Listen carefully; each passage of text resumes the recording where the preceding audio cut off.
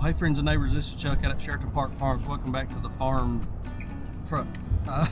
Saturday morning, we're on our way to do some deliveries. And thought y'all might want to come along. I'm going to talk a little bit about our delivery business, how that's going for us, about how many sales we're making per week, about what that dollar value is worth, and some challenges that we continue to face with the deliveries. So hang out with us for a little while. Let's deliver some locally grown stuff and see how the day goes.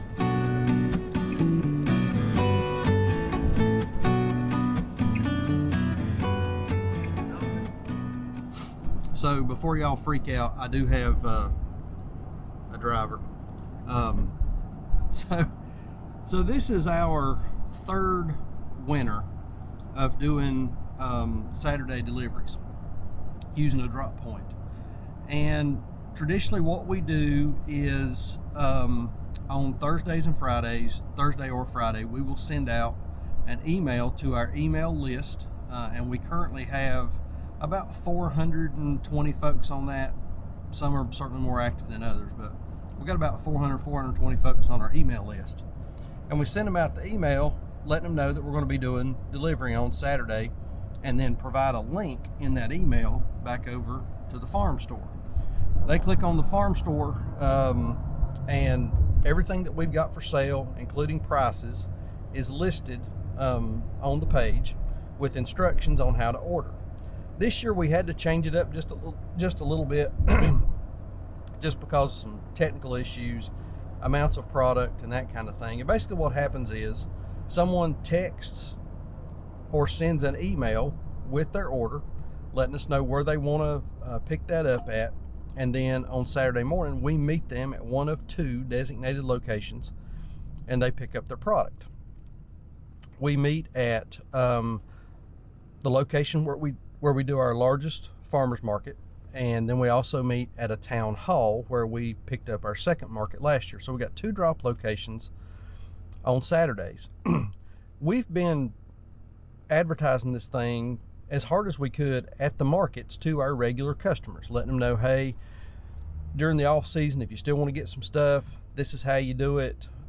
Place your order, come out, pick up on Saturday, boom, you're gone. We'll meet you at the location between this time and this time and you pick up. So we understand that that kind of thing takes a little time to grow, but this is our third year. We were talking a little while ago, we average about 8 sales per Saturday between the two locations, and we've been averaging around 200 bucks. Now, I get it that that's $800 a month that we normally wouldn't have, and that's important because that helps keep the feed bills paid, but we still just don't feel like that business, that delivery business, is growing like it should. I see and hear lots of farmers talk about the delivery piece is a big part of their business. They've got buying clubs, they're dropping off at homes, all that kind of thing. We've never been able to find anybody that was interested in helping us kind of pick that ball up and run with it. So if you're doing that kind of thing and you're having success with it, leave me a comment down below. Let me know how that's working, or send me an email, and let's have a little bit of a conversation about that. We're just trying to figure out how to crack this nut to keep the cash rolling during the off season. So this is our first drop point of the day. This is at where we do it's the High Point Public Library. It's where we do our primary market during market season. This right here is that's our regular booth space. So we just pull up here and we're here between 9 and 9:30, and then the customers just come up and pick up their order. We've got the square with us, so we can just ring them up, check them out. We can do cash, card, however they want to do it, but we're right here waiting on them. And I mean, it works great, and it's a good deal for the customers. Centralized location, place they're used to coming to. That's the part that we like about it, is that this is the location they're used to coming to buy from us anyway. So you know, they can just spool right in here and they're in and out in 5 minutes, unless they want to stand around and talk longer. But again, this is, you know, High Point Farmers Market. Here's their little trailer, and this is our regular spot. So just wish we could get a little more interest going in this, so we'll keep working at it. Okay, so we just have finished up at High Point. We had 6 orders there ended up being right at 98 bucks. We're heading over to Clemens. We've got one order there. It's a pretty good size order, but it's probably not going to be $100. So we'll probably fall short of that 200 mark today. We did have a customer show up at High Point that had not pre-ordered, and we don't take anything extra with us, so I think they're going to come out to the farm after a while. So we may end up meeting our goal for the day of that $200 mark that we typically hit, but we're just not going to do it on the deliveries, but that's fine. So let's head over to Clemens and get this last delivery done.